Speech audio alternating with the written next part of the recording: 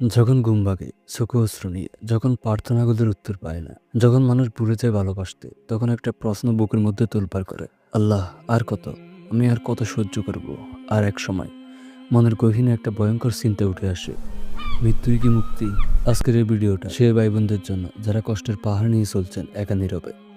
ইসলাম কখনো কষ্টকে অবহেলা করেনি, বরং এই কষ্ট, এই দুঃখ, এই হতাশা, এগুলো জান্নাতের সিঁড়ি বানিয়ে দিয়েছে। চলুন প্রথমে আমরা একটা গল্প শুনি। মদিনার রাস্তা, এক নারী উম্মে সাহিবা, তার সন্তানটি মারা গেছে। সে মহিলা বুকে পাহাড় পরিমাণ কষ্ট নিয়ে কাঁদছিলেন। রাসূল সাল্লাল্লাহু আলাইহি সাল্লাম তখন বললেন, আল্লাহর সন্তুষ্টি অর্জন করো, ধৈর্য ধরো। তখন তিনি না সিনে বললেন, আমার কষ্ট আপনি বুঝবেন না। কিছুক্ষণ পর যখন বুঝলেন কথাটা রাসূল সাল্লাল্লাহু আলাইহি সাল্লাম বলেছেন, তখন ছুটে গেলেন রাসূলের কাছে।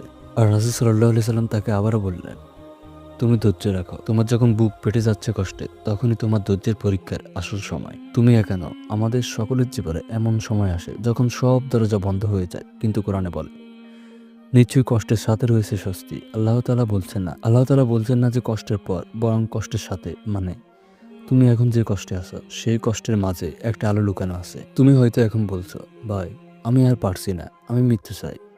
কিন্তু জেনে রাখো, রাসূল সাল্লাল্লাহু আলাইহি সাল্লাম বলেছেন, তোমাদের কেউ যেন মৃত্যু কামনা না করে। যদি কেউ কষ্ট পায় তবে বলুক, হে আল্লাহ, যদি আমার জীবনের মধ্যে কল্যাণ থাকে তবে আমাকে বাঁচিয়ে রাখো, আর যদি আমার মৃত্যুর মধ্যে কল্যাণ থাকে তাহলে আমাকে মৃত্যু দাও। আল্লাহ আমাদের হাতে মৃত্যু তুলে দেননি, কারণ এই জীবনটা আসলে এক পরীক্ষা। কষ্ট একটা প্রশ্নপত্র, ধৈর্য ধরো। তোমার কান্না, তোমার দোয়া সব রেজাল্টের অংশ। ইবনে তামিয়া রহমতুল্লাহ আলাইহি একবার কারাগারে ছিলেন। তাকে জিজ্ঞাসা করা হলো, আপনি কষ্ট পান না? তিনি বললেন, আমার জান্নাত আমার বুকে, আমার কুঠুরি আমার খালোয়া, আমার পাশে শহীদত্ব, আর আমার বন্দিত্ব ইবাদতের সুযোগ। সুবহানাল্লাহ। যে আল্লাহকে ভালোবাসে তার কষ্ট পর্যন্ত ইবাদত হয়ে যায়। তোমার মনে যদি কখনো আত্মহত্যা চিন্তা আসে, তবে মনে রেখো, সে পথ মুক্তির নয়, বরং শয়তানের ফাঁদ। শেষ করে দাও, সব শেষ করে দাও, কিন্তু জান্নাতের দরজা এখনো খোলা। আল্লাহ অপেক্ষা করছেন তোমার এক কান্নার, একটি দোয়ার। তুমি হয়তো ভাবো আল্লাহ তোমাকে ভুলে গেছে, তুমি একা, তুমি ধ্বংস হয়ে গেছো।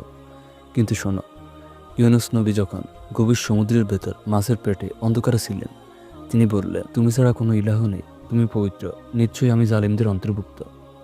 আর আল্লাহ উত্তরে কি বললেন, অতঃপর আমি তার প্রার্থনা কবুল করলাম এবং তাকে দুঃখ কষ্ট থেকে মুক্ত দিলাম।